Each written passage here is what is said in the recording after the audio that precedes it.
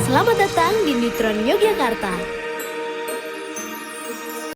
Assalamualaikum warahmatullahi wabarakatuh. Selamat datang di channel Neutron Yogyakarta, cabang Pekalongan Batang. Salam sukses untuk kita semua. Untuk kali ini kita akan mempelajari materi selanjutnya, yaitu lanjutan dari tenses sebelumnya, simple past tense. Nah, untuk sekarang ini kita akan mempelajari past continuous tense untuk kelas 8. Oke, sebelum kita mulai, apa itu past continuous tense? Past continuous tense adalah tenses yang digunakan untuk menyatakan kejadian yang sedang terjadi di masa lampau. Untuk lebih jelasnya apa itu past continuous tense, mari kita lihat gambar berikut ini. Ini ada gambar, ini ada garis horizontal, ada vertikal. Untuk yang sebelah kiri ini, garis vertikal ini menunjukkan present dan ini membatasi antara kejadian di masa lampau dan kejadian yang belum terjadi atau future. Nah, untuk past continuous tense sendiri letaknya berada di sini. Jadi menyatakan suatu kejadian yang sedang terjadi di masa lampau. Untuk rumusnya sendiri,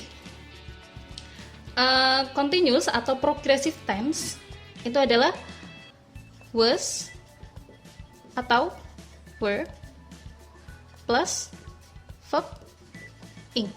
Ini untuk rumusnya. Jadi menyatakan suatu kejadian yang sedang terjadi di masa lampau dan biasanya ada dua kejadian yang jadi pembandingnya. Di sini letaknya, ini untuk past continuous tense, terjadi sebelum sekarang. Present ini merujuk now. Oke. Untuk rumusnya ketemu was, were plus verb ing. Ini di predikat. Jadi subjek predikatnya kita isi dengan was atau were plus verb ing. Was atau were di sini sangat ditentukan oleh subjek depannya. Jadi ketika subjeknya adalah he, she, it, I, he, she, it, I, maka to be-nya pakai was. Namun jika subjeknya bukan he, she, it, I, melainkan they, we, you, maka di sini pakai were. Selanjutnya kita akan mempelajari tentang adverb of type yang menjadi penanda kalau kalimat tersebut menggunakan past continuous tense.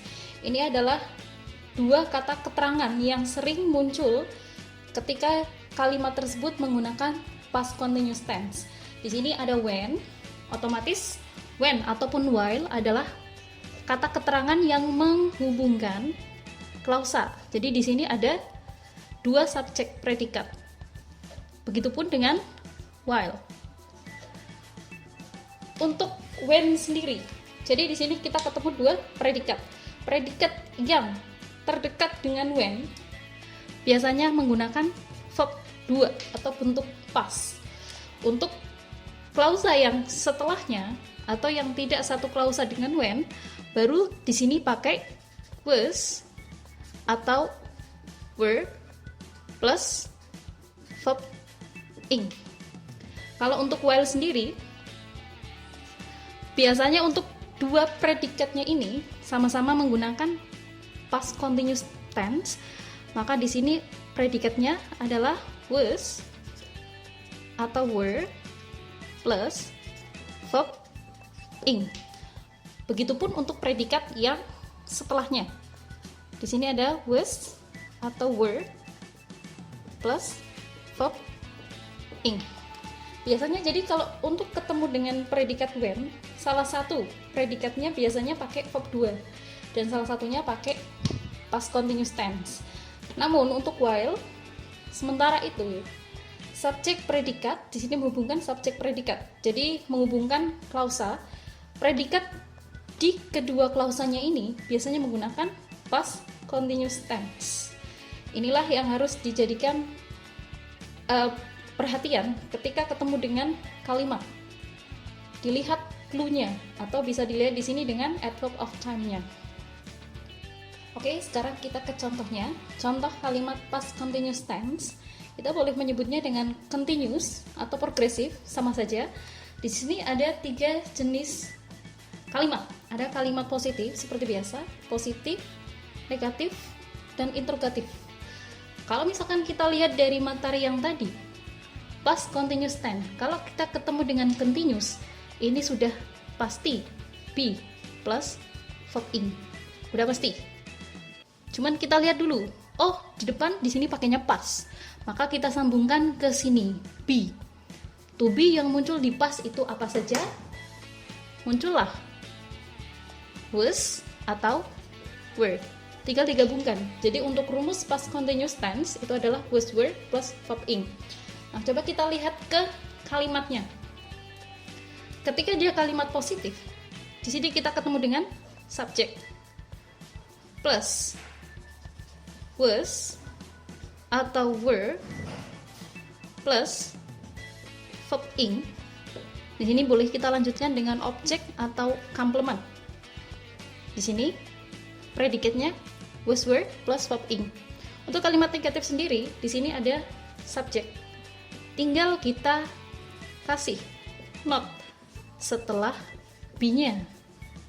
Was, were plus not plus verb ing. Kita bisa tambahkan objek atau complement di belakangnya. Untuk kalimat interrogatif, oke, karena di sini kita udah punya auxiliary was, were, maka kita taruh di depan was atau were plus subject plus verb ing plus objek atau complement. Nah, inilah untuk rumus dasar ketika kita harus menyusun kalimat menggunakan past continuous tense. Sekali lagi, ketika kita ketemu dengan past continuous tense, kita harus memperhatikan to be-nya. Karena subjek tertentu bisa to be yang berbeda. Seperti yang sudah dijelaskan tadi ya. Kita ulangi ya.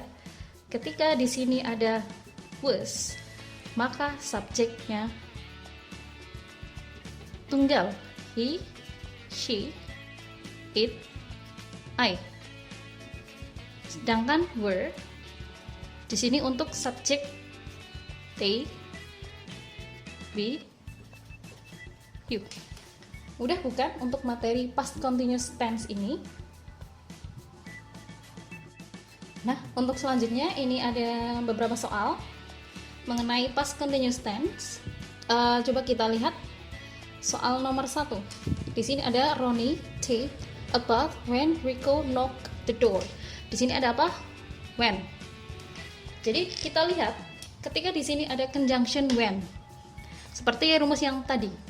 Ada subjek, ada verb 2. Maka untuk mengisi yang di depan sini kita butuh past continuous tense. Jadi pilihannya di sini adalah was atau were plus verb ing.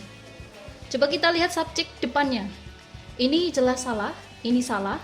Tinggal C dan D bergantung dengan subjeknya. Ronnie itu apa? He. Dia subjek tunggal, maka dia butuh was. Jadi jawabannya adalah yang C. Udah bukan? Kita kembali ke nomor 2. Di sini ada my mother cooked for the breakfast while my father was washing his car. Di sini ketemu conjunction atau kata hubung while. Di sini ada was washing. Ketika di sini ada while, subjek, predikat di antara dua kalimat itu semuanya menggunakan past continuous tense. Jadi ketika di sini pakainya past continuous tense, di sini juga harus diisi dengan past continuous tense. Jadi di sini pilihannya sama seperti tadi, was, were plus verb ing. Nah, di sini kita lihat subjeknya. Subjeknya apa? My mother. My mother itu apa? She. Karena she udah mesti dia subjek tunggal. Maka jawaban yang tepat adalah yang was cooking. Oke, kita lanjutkan ke nomor 3, 4, dan 5. Untuk nomor 3, ini kalimat interrogatif berupa tanda tanya.